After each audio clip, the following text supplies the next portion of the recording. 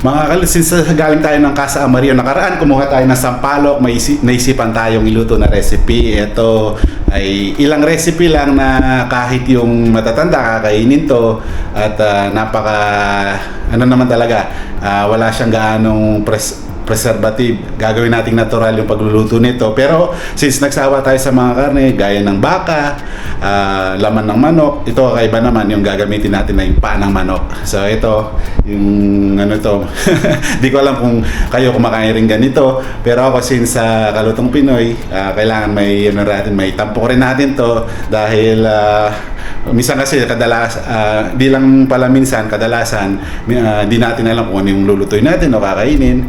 Ito yung ating ito yung ating lulutuin paa ng manok, tapos yung kinuha nating sampalok, tapos lalagyan na lang ng ating asin.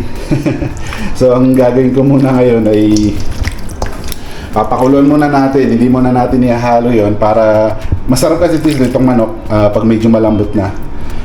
Yan, may ano natin yung konting dahon ng ating sampalok na kinuha sa Mario, yung unang accommodation natin na tinirhan dito sa EG o sa company namin. So ngayon mga kalos, papakulong ko muna ng around mga 30 minutes or 25 minutes para lang lumambot, then mawala yung lansa, lagyan natin ng luya. Yan mga kalos, samahan niyo magluto at magluto tayo ng kakaiba at simple na recipe for today. Ayan, ilang ano lang yan, 4 lang yan. So mga tubig, asin, paa ng manok, saka yung sampalok lang ang gagamitin natin na ingredients. Pinukpok natin yung luya para talagang kapit na kapit at mawawala yung lansa ng Adidas o yung paa ng manok. Saan ba galing yung manok? Sa paa, hindi sa itlog. Maraming nagtatalo. Then ito, di ko lang alam kung nilutuan mo yung mga Afrikano ng ganito, ng sinampalukang paa ng manok, di ko alam kung kakainin nila. Yan, ilalagay natin na nakasalang na dito, papakuluan natin, may asin na rin. Hinintay na lang natin kumulo. Yan, tapos hindi na natin igigisa, option nyo na rin kung igigisa nyo, pero sa atin, para maging healthy living din yung luto ng paa ng manok natin, ano na natin, hindi na natin igigisa. So kaya nga sinampalukan na lang yan, sinampalukan manok. Lagyan na lang natin siguro ng sibuyas. Then yun, yung asin na lang. So hindi na natin lalagyan ng pampalasa. So yung mga kalod, sino po ba yung mga mahilig sa paa ng manok? Ano ba yung paborito nyong lutuin dyan?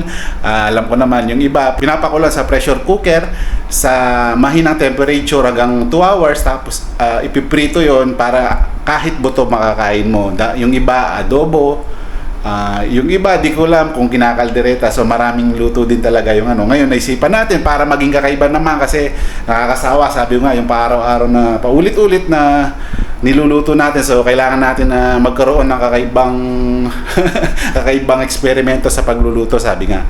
So tayo, sabi ko nga, mahilig tayong mag-imbento kung ano-anong luto. Kaya ito, si Kaluts, nag-imbento na ngayon ng ano. Pero yung iba manok yung pinangsasawag, pero tayo para maging kakaiba naman, lagyan na lang natin ng paa ng manok. Yun, pakulin lang natin, takpan lang natin. So hanggang lumambot yan, konting kulo na lang nun. Sikasuhin muna natin yung ating sampalok. Ito, lalagyan natin ng bunga at dahon ng sampalok. So yummy, yummy cheese. Cheese, ang yummy, yummy ng ating paa ng manok. So yan, habang hinintay natin, ayusin na natin yung ating sampalok. Ito, lagyan natin ng dahon.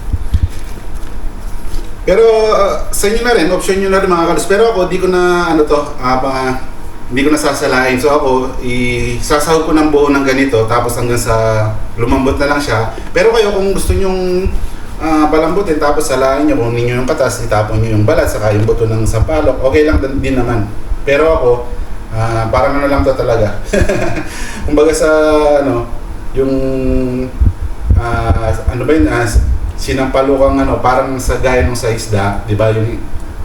Yung kami, yung ibang kapampangan kasi ganito yung ginagawa. Pero hindi naman lahat, di ba? Magkakaiba naman talaga ng estilo ng pagluluto. Pero tayo ngayon, ito lang, buong ano lang to. Sasahog lang natin buo later. Pag yun, kumulo at lumambot na yung ating paa ng manok dito. Yan, so napakasustansya nito mga kalos, kasi yung mga taga-US hindi gumagamit ng mga preservative kasi bawal yan, yung gaya ng Magic Sarap, ginisa o ibang pampalasa. Kaya ito, natikman ko yung isang kakilala na galing sa US. Nagsinigang siya ng tilapia, tapos nilagyan niya lang ganito, asin. Okay na, talo-talo na.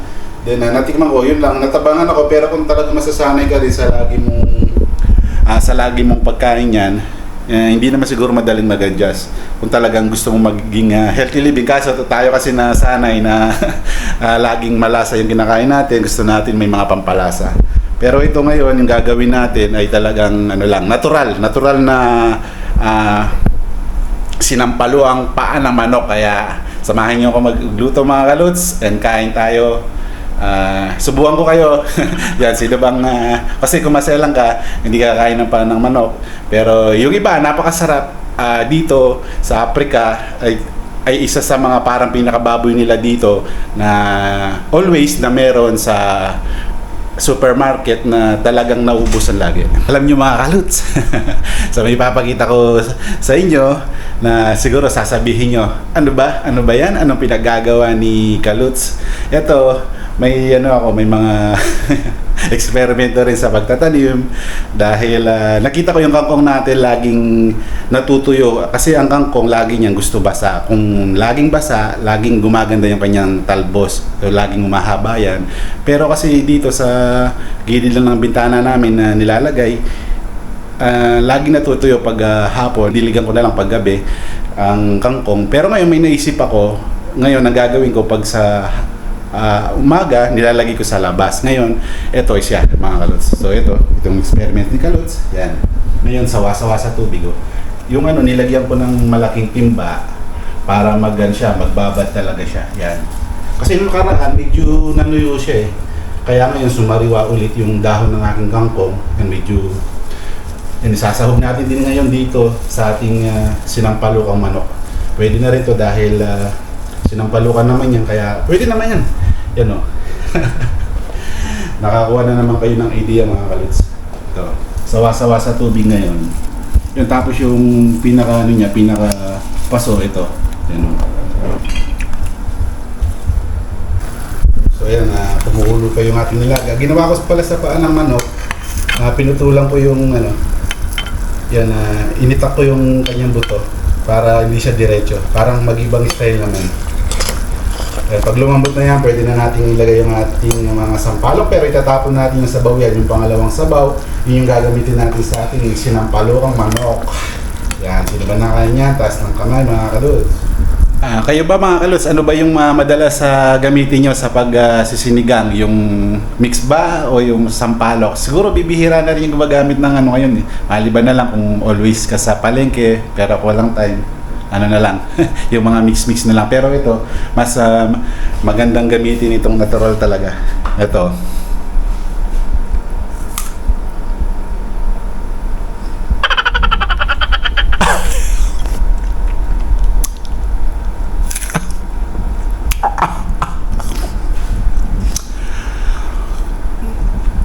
Asim. Nangasim ka, no, Kalods? Natural na natural. Natural yung asim. Yan, alas na itapon na natin yung unang pinaglagaan ng ating manok. Yan, ngayon ito, hinihintay pa natin kumulo yan. Lagyan natin ng tubig. Pero bago yun, habang hinihintay natin, yan, pitas muna tayo sa mahiwagang natin.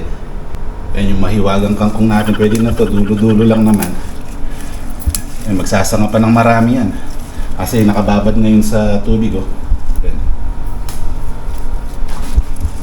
Konti lang naman kasi sinampalukan naman yung niluluto natin. May dahon na rin naman yun. Kaya para lang may sahog, pampadagdag din to. Pampadagdag din ng sustansya. Para laging maging healthy si Kalods lagi. Para lagi nyong makikita sa vlog. Yan. So, yun, malambot naman siya. So magsasanga pa yan. Yun o. Tingnan nyo, sa tabi-tabi lang yung pansahog, di ba? Nakaisip tayo ng paraan. So magagamit din natin, di ba? Talagang yung Pilipino nga sabi, madiskarte. Kumukulo na yata. So pwede na palang ilagay yung ating Yung paa ng manok. Lalagyan na natin.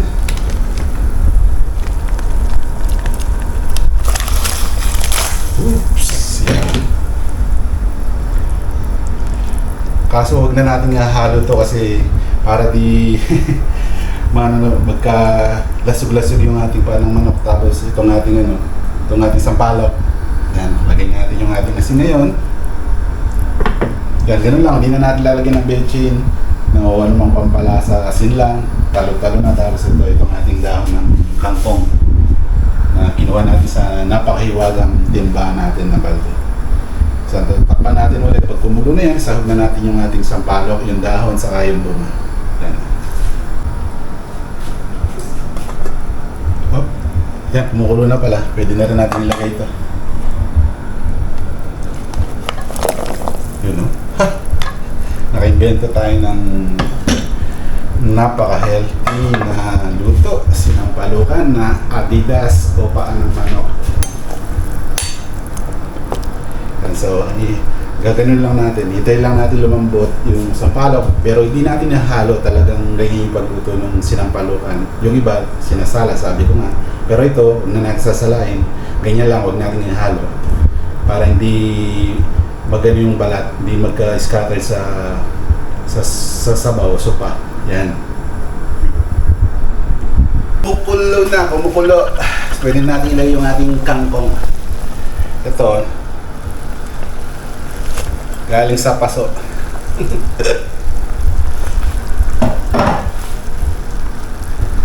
Dinagdagan ko na rin pala ng yung berde na saging yung platano dito. Yan, para magkakulay siya. Kulay gatas. Kaya paluto na yung ating sinampalukan o pangat na paa ng manok. Meron tayo dito, titingnan natin kung legit ba talaga maasim yung sampalok.